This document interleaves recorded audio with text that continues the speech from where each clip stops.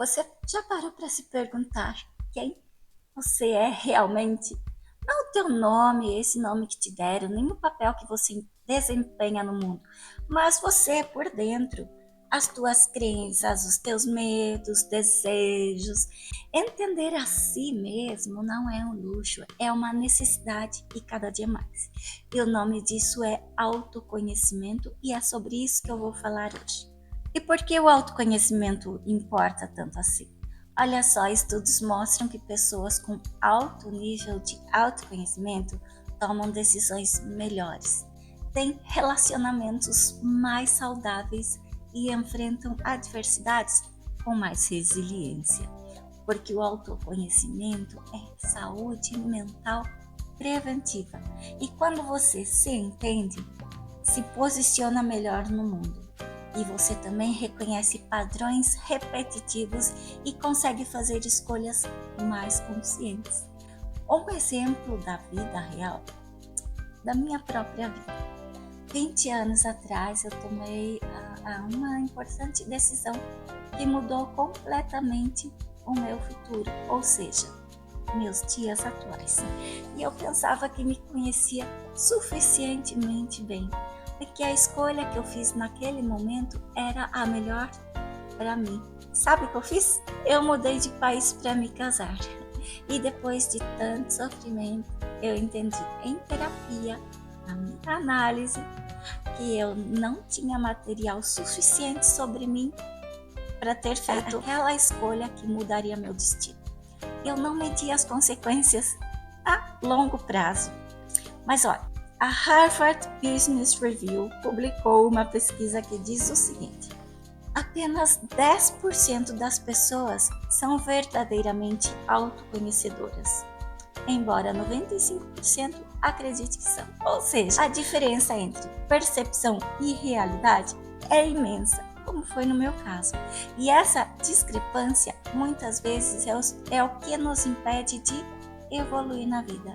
E como a gente pode trabalhar isso no nosso conhecimento, no autoconhecimento. Então, no meu caso, me conhecer verdadeiramente foi um processo bastante acelerado, porque eu me submeti a fazer terapia e life coaching. E a maravilha de tudo isso é que eu nem sabia o que estava a ponto de acontecer comigo. Esse despertar. Para mim, eu só estava procurando fazer a formação profissional dessas duas modalidades para oferecer um melhor atendimento para os meus pacientes. Pois é, não pensava que era para mim. Mas graças a Deus, parte do processo de capacitação era forçosamente aplicar primeiro em mim todas essas ferramentas e conhecimentos. Então é assim, a psicanálise nos convida a mergulhar onde muitas vezes evitamos olhar, o nosso inconsciente. Vou te explicar o que significa isso. O inconsciente está conformado pelo conjunto de conteúdos reprimidos, que são os impulsos, os desejos e pensamentos que não estão presentes dentro desse campo da consciência, mas se escondem dentro do funcionamento mental. Freud, o criador da psicanálise, dizia que somos feitos de palavras e tudo aquilo que vivemos, ou seja, os traumas, afetos, as repetições, está registrado em nós e enquanto não se torna consciente, continua governando a nossa vida como destino. Então, o processo psicanalítico, a terapia usa um método que se chama livre associação de ideias, que é um espaço que a tua terapeuta te oferece para você falar espontaneamente sobre qualquer coisa, como eu estou fazendo aqui, inclusive sobre sonhos.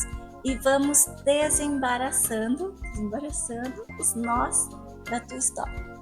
Você pode falar mal de quem você quiser, responsabilizar pelas tuas frustrações, teus fracassos, pelas péssimas escolhas que você fez no passado, né, como eu, de ter me casado daquela forma, imagina.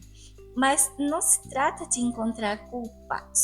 Se conhecer através da psicanálise e também do life coaching te direciona a resgatar a autoria da própria narrativa. Isso é maravilhoso. prometo.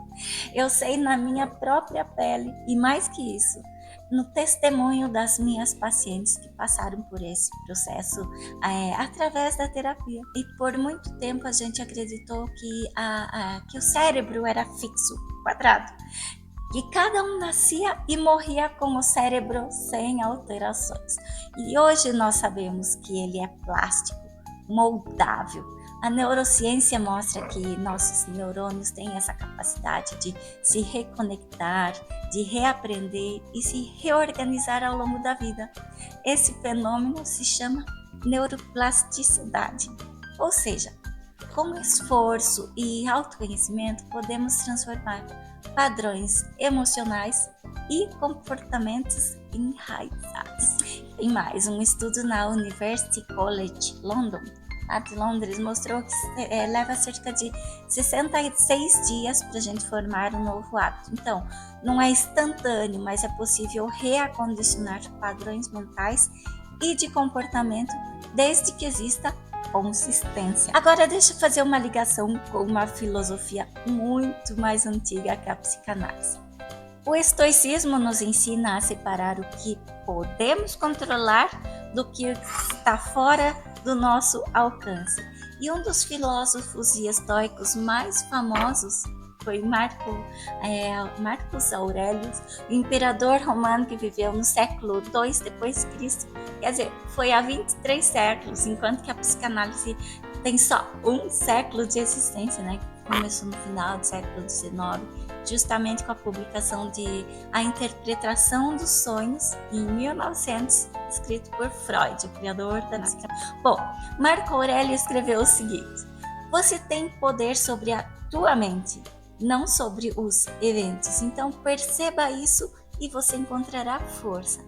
Então, o autoconhecimento, ou seja, conhecer a nossa mente e como os sentimentos e as emoções conduzem o nosso poder de decisão, nos ajuda a identificar o que é nosso, ou seja, as nossas reações, essas nossas emoções e pensamentos, e o que é do mundo, e isso nos traz liberdade. Portanto, meus queridos, o autoconhecimento não é sobre se consertar, é sobre se compreender.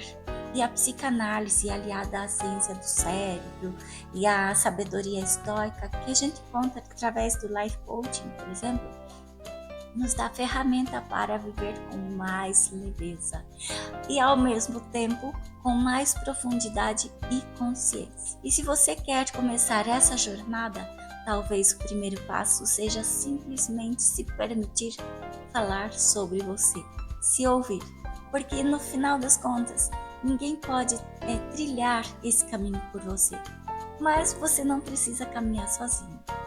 É isso aí, eu sou Sabrina de Campos, psicanalista clínica integrativa, e te convido a seguir e compartilhar esse que é o nosso canal chamado Meu Divã com Chá.